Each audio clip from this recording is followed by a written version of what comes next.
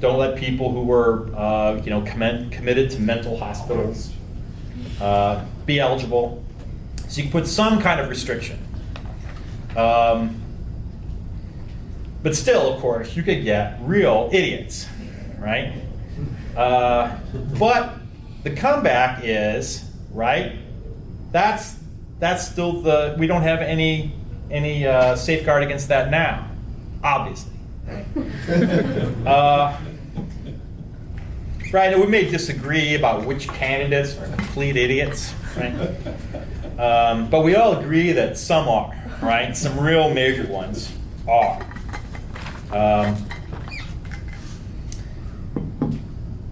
So that's one problem. Now, of course, you can try to mitigate that by having staff, trained professionals working in different areas, people that help you get up to speed.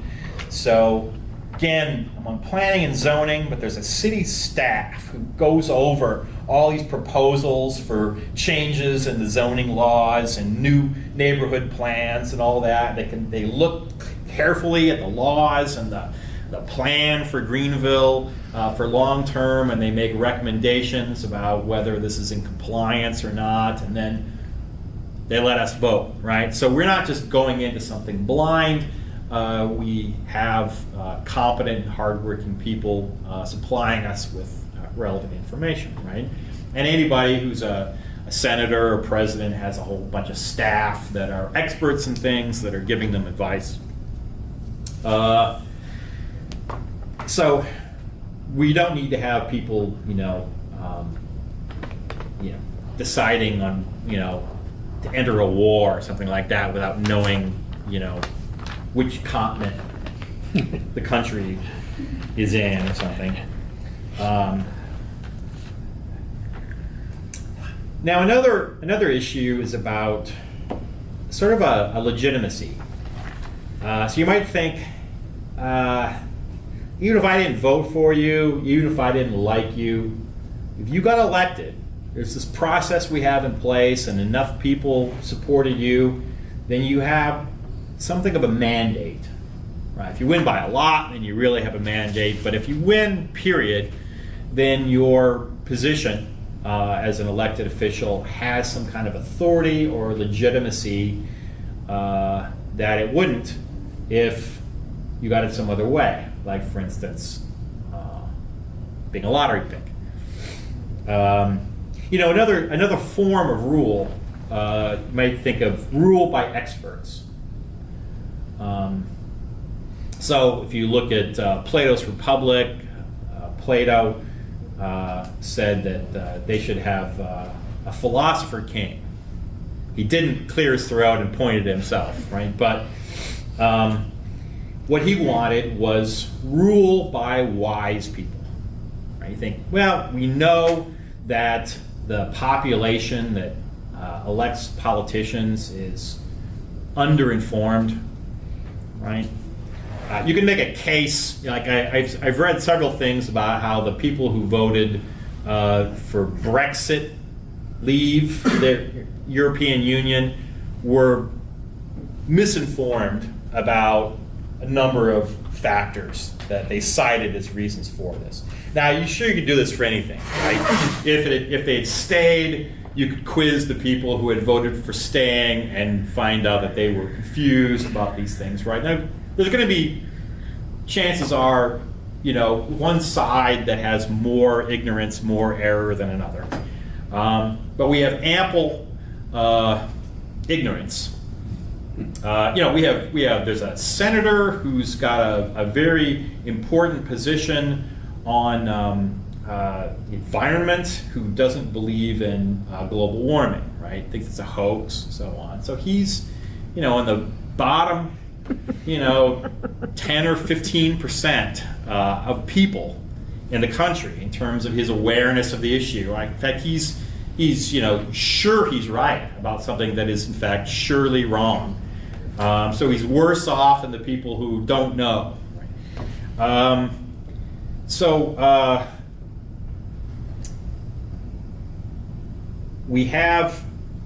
We could try to institute a system of rule by experts. The problem there I think, is that they would not have legitimacy in the eyes of too many people. Because everyone thinks they're the expert.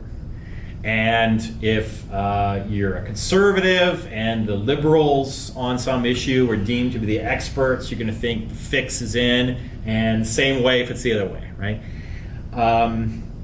And so there isn't a general sort of agreement about who are the people that have the knowledge and the expertise. And so whoever the process is, whoever gets selected, the half of the population that doesn't agree with them is going to see them as illegitimate. Who says you get to decide? Now the process, as flawed as it is, if you win an election, if enough people support you, that gives you a kind of a legitimacy that maybe is lacking in a lottery, right? But I don't know, is it? We have this with juries. Jurors are selected randomly. Yeah, I know it's not quite randomly because lawyers can strike them on grounds and so on. But you could make that a more random process. Maybe it would be better if you did. I don't know. And we don't say, who are you to get to decide whether somebody is innocent or has to pay civil damages or somebody. We've got a process in place, after all, and they were selected. And so they've been given this civic responsibility. So, if we tried this, maybe the people would find that they have eventually are seen to have the same sort of legitimacy that people who win elections are now. And of course, the legitimacy seems to be on the wane for elections, right? Maybe this was never true, but sort of feels like at one time people were more willing to say of the person that they opposed, well, I didn't vote for him or her, but this is my senator, this is my president. Now, right, you've got 40% of the population believe that the president wasn't an American citizen. Or somebody who says 3 months, 4 months ahead of the election, if I lose, it was fixed, right? So signaling ahead of time, if I, lose this election, I will not say that I lost. I'll say that it was stolen. So the kind of authority that that candidates enjoy as a result of being elected pretty wispy as it is. Let's see. Accountability. Right? So some people say you've got more accountability if you are standing for re-election. Right? So if I get elected to the House of Representatives and I want to go back, in 2 years, then I'm going to have to do things to please the voters. I'm going to have to work hard. Pass some things, right, impress people, and earn their vote. But if I go in and I know that I just have these 2 years, and after that I've got no more shot at going back than any other random person, I can't be brought back for doing a good job. Well, screw it. I may as well just sleep, right, get drunk, go to strip clubs in Washington, D.C., enrich myself with money from lobbyists, become corrupt, or whatever. Right? And maybe it does seem like a possible downside to the lottery system. But it's offset by the fact that when you get to office, you're not already going to be in the pocket of somebody whose money helped get you there. So everybody who runs, right, needs supporters, they need organizations, they need labor unions behind them, or they need Sheldon Adelson behind them, or they need NRA, or whatever. There's people out there you owe something to as a result of them helping you get elected. If you were a random lottery pick, you don't owe anybody. And so you can go in and vote as you see fit. So I can see both the downside in terms of a lack of accountability, because you have no chance of returning to office, no way to earn a return. But on the other hand, you're not in anybody's debt when you arrive on a job. You might be less susceptible to lobbyists and people like that, right? If lobbyists could just put $1 million in your bank account, then anybody is going to be susceptible to them, right? They can't just do that. What they can do is give a whole bunch of money to your re-election campaign or to the party, you know, that might go to you.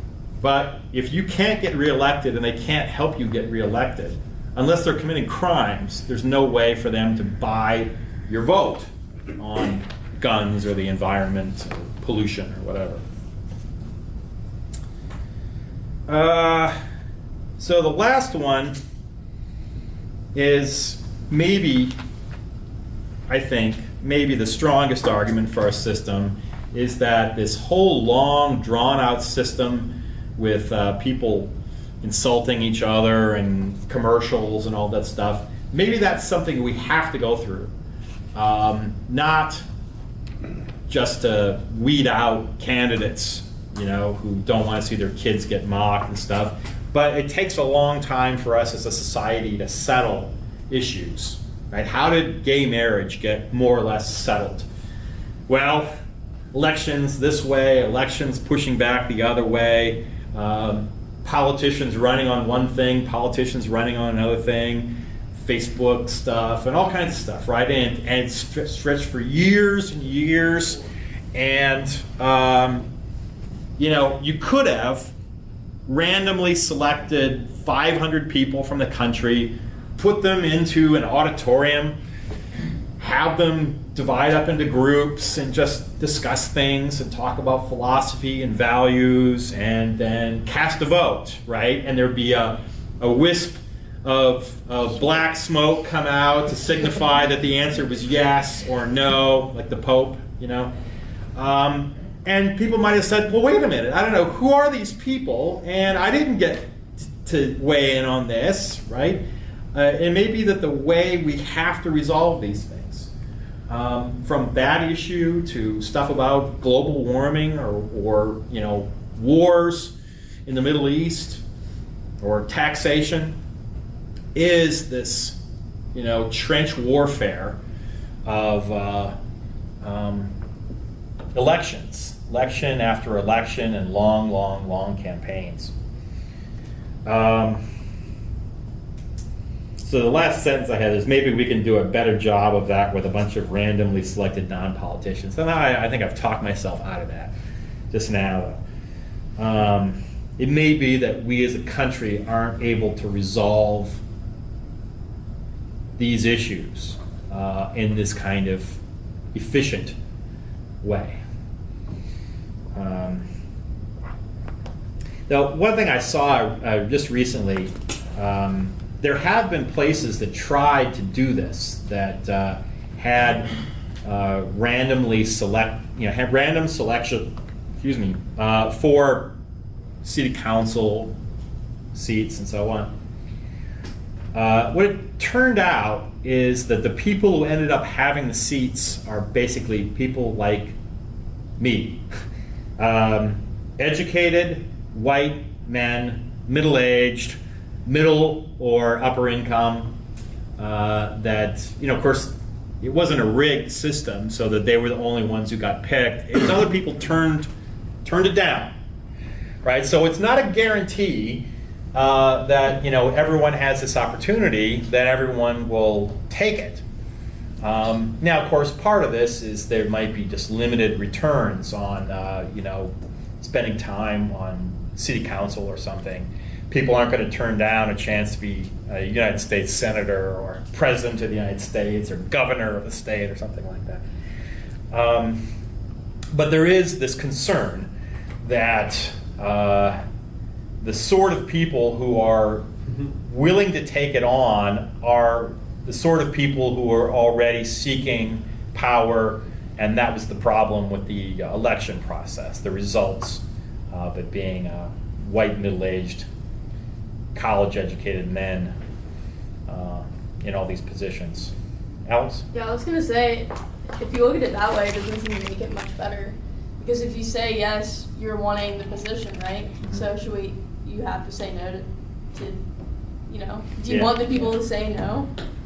Like, I don't know. I would hope, like they say yes, right? In the same way that I think it should be for the jury. I think it's good for people to be willing to be jurors. Yeah, obviously in some situations you have to turn it down, right? If you have a newborn, child or something, or a severe illness or something, right? But it seems in general it's good for people to be willing to be jurors. Well, you're required to be a juror, and it's not your decision. The sheriff will come after you. Yeah, but there's ways to get out of it. Yeah, I mean, if you are sick or something. And you can ask to get out of it. So being willing to be a juror rather than asking for a deferment. Well, they don't. I've been on quite a few juries, and just asking is not enough. You have to have a good reason for not wanting to be. I've just told them, look, I'm teaching. Call me during the summer, and they say, all right, fine. They never call me. Well, I did that a few times, and they always call up with me later. They always say if you're not smart enough to get out of jury duty, you're not smart enough to be on a jury. So I mean, we end up with the people who aren't very bright and couldn't get out of it. Those are the jurors. Present. Yeah, company on.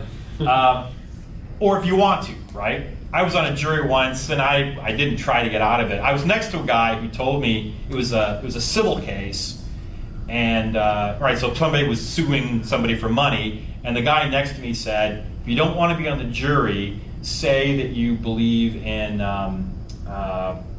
reform of basically that you're in favor of laws limiting how much money can be paid out. I forget what kind of reform this is called. What's it? Punitive damages? Yeah, caps on punitive damages, basically. And some places have that by law, right? And so if you say you want that, then that shows you're one of the people who would be inclined to want to give small damage awards, and the plaintiff is going to strike you from it. And that's what the guy next to me did. And I didn't do that. I don't believe that. I think those are bad laws, and I wasn't trying to get off the jury. It was, it's sort of fun to be on a jury at least once in your life. You can't get off, obviously, if you don't mind what you say. I mean, there was one child molesting trial, and the woman said she believed in child molesting, so they said, oh, you're off then. Yeah. Yeah, philosophers, you can probably think of something that they believe that will get them struck, right? Typically, they don't want philosophers. Right. That cause Tell so them much you're trouble. a brain in the bed, you're not really here. Right. We don't know anything. Yeah. We don't know anything. Yeah, and they cause too much trouble in the jury deliberation.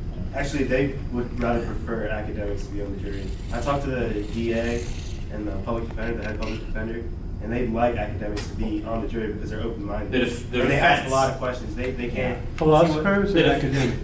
Academics, professors, just like you'd rather have. This is the defense, not the district defense, attorney. yeah. Right. I think they don't really. I think Rick's right, because one time I was picked for a jury, and they called me down, and the judge said, "Oh, you're that philosophy professor," and they called me off. And he said, "Oh, you're that philosophy professor." Like that was the explanation. I mean, depending on what side you're on, you might want liberals, right? And who knows, right? But yeah, it probably depends on if one side wants to get rid of academics, and the other side probably wants to have them. Since we're so much on juries, Yeah. I think there's a big disanalogy here. A jury is formed to decide a particular matter. And it's to do that based on particular facts and the pertinent law. When we elect somebody, it's not about a particular matter. It's about policy and, if you will, philosophy. Their philosophy, how they're going to carry out these activities. So I'm not sure that would totally, well, it wouldn't totally in any case, but I'm not sure how much damage it does to your analogy with a jury, but I think that's a very important difference between the two. And so it's important that we know what the individual in office, what their policies are, what their philosophies are with regard to governing and that sort of thing, which we would have no clue without a lottery system. Right. We could get a KKK member with the lottery system, right? And that's Yeah, or even lots of things short of that, right? Not without being that extreme, but just someone who thinks that the United States should be run like a business. But we get those people anyway, right? But we already get those people. I know. So I mean, I know, but the big difference is, in a way, it is our choice. And well, okay, I'm going to go on, I guess. I like the way you separate two questions about why one should not vote versus whether elections are the best. But given the system we have, should we vote or not, is how I'd put it. Maybe we should have a different system. Yeah. And in terms of, later you say it's pointless and under 5, but in terms of the consequentialist, yeah, one vote doesn't make a difference, right? But you express your will, you express your position. And that leads into that other important point about the kind of system you raised about a mandate. So the guy has all these expressions of support for his policies, his position. I don't know. I think that's relevant. There's more to this, but I won't. Okay, address the I'll point stop about the there. express. So I've been thinking about this. You hear about this idea that your vote should express your will, right? So there's sort of calculation voting. So imagine that you like Gary Johnson, the libertarian guy the best, and then next you like Hillary, and last you like Trump, right? So who do you vote for? Do you vote for the guy you like, Gary Johnson, or do you say, but Gary Johnson can't win, Hillary can win, and I really don't want Trump, right? So you vote for the person you don't like, right? This Bernie, same sort of stuff came up, right? And so some people say, well, your vote, especially since your vote is not going to change the outcome, don't view your vote as a way of making one person be elected, right? But express, right, your preference or something. But can't you do that without voting? Put on a Bernie wig, right? Get a Bernie t-shirt, parade around to yay for Bernie, and then take a nap instead of going to vote, right? It doesn't give the same legitimacy to it. Yeah, you're expressing your will, but this is an official expression of will that You gives connected to the legitimacy to the elected official. Yeah. When you're in the voting booth, nobody sees the expression of your will. Whom you it is you're like singing in the shower. Nobody's there, luckily, to experience this with me. Very lucky. Yeah. He's not saying it as like a creative activity. Yeah, but as, I'm not thinking of this as expression of like I'm expressing myself now to the people here. Well, even if I'm right.